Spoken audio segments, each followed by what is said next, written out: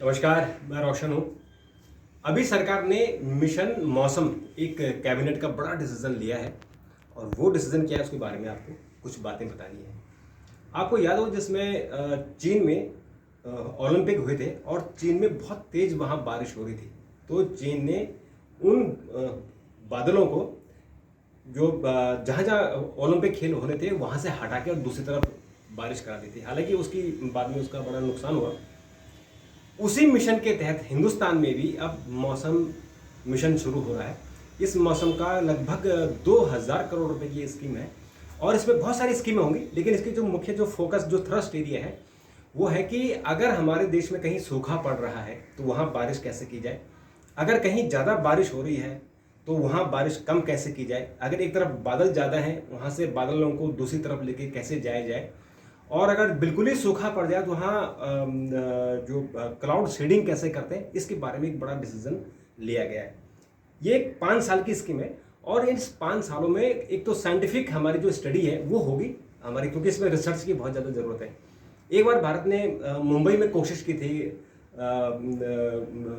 जो हमारे cloud seeding है वो बहुत ज़्यादा उसमें सक्सेस नहीं मिली थी, लेकिन शुरुआत की थी।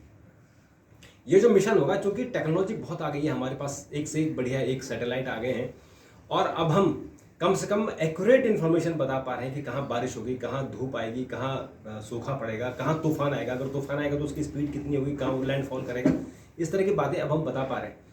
लेकिन ये जो मौसम मिशन होगा उससे और क्लियरिटी आएगी, क्योंकि हमें डॉपलर रडार लगाने की इसमें फैसिलिटी है। उसमें हमारे साइंटिस्टों को उसमें उनको रिसर्च के लिए उनके पास समय मिलेगा, उनको उनकी ट्रेनिंग होगी, विदेशों में जाकर ट्रेनिंग होगी, और जब वो पूरी चीज़ समझ लेंगे उसके बाद जो क्लाउड सीडिंग है, बादलों के इधर से उधर भेजना, इस बारे में वो निर्णय ले सकेंगे। 5 साल का समय है, लेकिन मुझे लगता है कि अगर लगातार इस पर रिसर्च होता रहे और हमारे जो साइंटिस्ट हैं उन साइंटिस्टों को अगर सही से जानकारी मिल सके, सही से उनकी ट्रेनिंग हो जाए, तो ये हमारे यहाँ भी कोई बहुत ज़्यादा इसका ऐसा नहीं है कि नहीं कर पाए, क्योंकि हमारे साइंटिस्टों ने बहुत ज़्यादा काम करके दिखा दिया है अभी भी। अभी भी आप देखें कि हमारे यहाँ जो जब भी साइक्लोन आते हैं तो एक्यूरेट इन्फॉर्मेशन होती है और उससे जो लोगों की मरने की संख्या थी, अगर आपने देखा होगा सुपर साइक्लोन जब 99 में आया था 10,000 लोग मरे थे, लेकिन अब जब भी साइक्लोन आता है तो कोई भी आदमी नहीं मरता है, उसमें लोगों को पहले ही बचा दिया जाता है। तो इस तरह की चीज़ें होंगी कि एक्यूरेट इन्फॉर्मेशन कब होगा, और इसमें रीजन वाइज भी होगा कि दिल्ली में बारिश कहाँ हो रही, दिल्ली में भी दिल्ली के कौन से क्षेत्र में ज़्यादा बारिश होगी, कहाँ नहीं होगी। अगर दिल्ली के बगल में हरियाणा है तो हरियाणा के बारे में भी बता दिया जाएगा।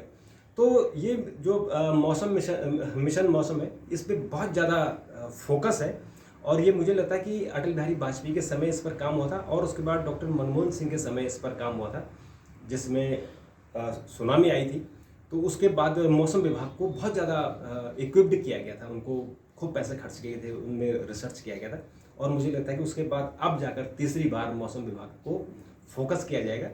और फिर जब आप कहेंगे कि आप यहाँ ज़्यादा बारिश हो रही है और आप यहाँ बाढ़ आ गई है, लोग मर रहे हैं, तो वहाँ से बादलों को उस इलाके में भेजा जा सकेगा जहाँ बारिश नहीं हो रही है और जहाँ सूखा पड़ रहा है।